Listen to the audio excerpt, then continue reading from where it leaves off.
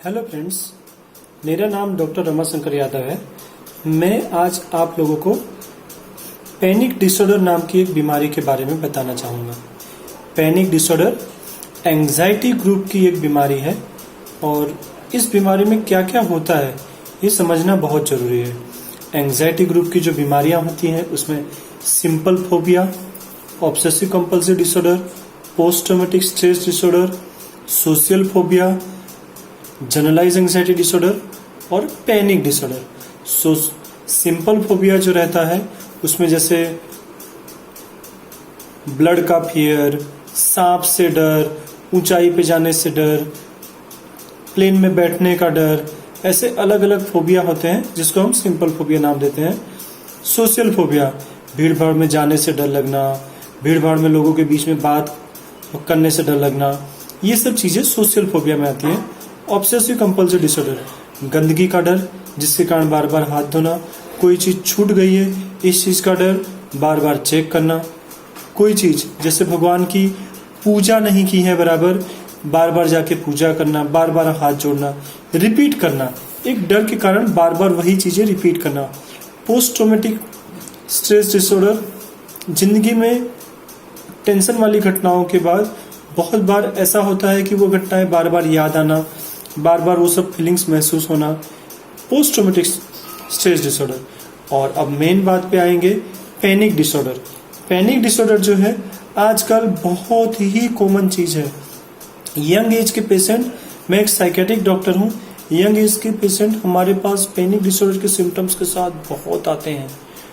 Young female, young mail, college के student, young alcoholic, गांजा लेने के बाद, ताड़ी पीने के बाद, ऐसे कुछ नशा करने के बाद, एंजाइटी के सिम्टम्स के साथ, परीक्षा के टाइम में कुछ बच्चे पैनिक अटैक के साथ आते हैं। तो पैनिक अटैक आजकल बहुत ही कॉमन चीज है। बहुत से लोग पैनिक अटैक के सिम्टम्स के साथ आते हैं। एक्चुअली पैनिक में होता क्या है, सीने में दर्द होना, श्वास लेने में तकलीफ होना, श्वास फांस होना, धड़कनें बढ़ना, बेचैनी होना, घबराहट होना, मुंह सूखना, हाथ पैर शून्य पड़ जाना, उल्टी उपका जैसा लगना, चक्कर आना, बेचैनी होना, पसीना ज्यादा आना, ऐसा लगना कि मुझे कुछ हो जाएगा, मैं मर जाऊंगा, हार्ट अटैक आ जाएगा, श्वास बंद हो जाएगा, फीलिंग्स रहना कि कुछ हो जाएगा, कुछ हो जाएगा, ऐसा डर बना रहना, ये सब चीजें पैनिक अटैक कहे जाते हैं। पैनिक डिसऑर्डर के लक्षण हैं ये सब। पैनिक अटैक जैसे मैंने कहा, श्वास चढ़ना, श्वास खिंचाना, श्वास बंद हो जाएगा, उल्टी उपका, ये सब जो सिम्टम्स हैं, ऐसे सिम्टम्स बार बार होना, ऐसे सिम्टम्स को पैनिक अटैक कहा जाता है। पैनिक अटैक बार बार आना और पैनिक अटैक आएगा इस डर से बाहर जाना अवॉइड करना, जिसे पैनिक डिसऑर्डर कहा जाता है। अवॉइडेंस बिहेवियर बढ़ते जाता है दर्दी का। और पैनिक अटैक, पैनिक डिसऑर्डर के सिवाय GAD, OCD, social phobia, PTSD जैसी बीमारियों में भी पैनिक अटैक आते हैं। दर्दी के दिमाग में एक डर बैठ जाता है। एक्चुअली इसमें होता क्या है ब्रेन में, तो chronic inflammation of whole brain in persistent panic disorder, increase volume of the brain stem, reduction in the volume of the frontal lobe, ये सब थियोरिटिकल चीजें हैं। मेन चीज पे आते हैं कि सबकॉन्शियसली हमारा दिमाग फिजिकल सिम्टम्स को कैच करता है, फिजिकल सिम्टम्स पे ध्यान केंद्रित कर देता है, जिसके कारण फिजिकल सिम्टम्स का मिस इंटरप्रिटेशन दिमाग करता है। जैसे दिमाग को ये महसूस होता है कि कुछ हो जाएगा, कुछ हो जाएगा। मिस इंटरप्रिटेशन के कारण दिमाग ऑटोनोमिक नर्वस सिस्टम को स्टिमुलेट कर देता है।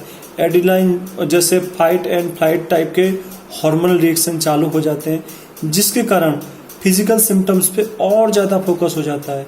फिजिकल सिम्टम्स पे फोकस बढ़ जाने के कारण मुझे कुछ हो गया तो, मुझे कुछ हो गया तो, मुझे कुछ हो गया तो, ऐसी नेगेटिव फीलिंग्स बढ़ती जाती है, जिसके कारण फिजिकल सिम्टम्स सब स्टार्ट हो जाते हैं और जिसे हम पैनिक अटैक कहते हैं।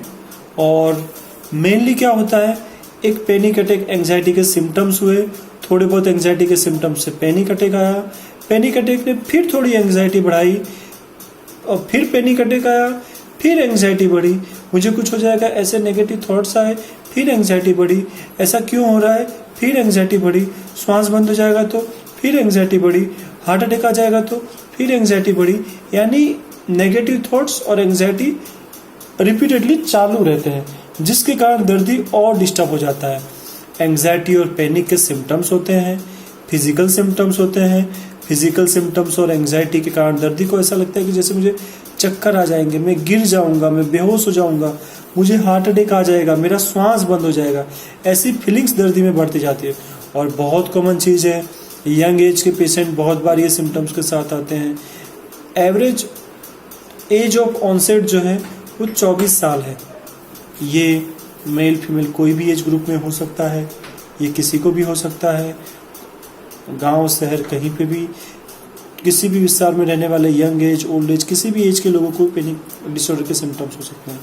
पैनिक डिसऑर्डर में मेन हम करते क्या हैं, फार्माकोथेरापी, सिम्टम्स को कंट्रोल करने के लिए, सिम्टम्स को मिटाने के लिए फार्माकोथेरापी करते हैं, साइकोथेरापी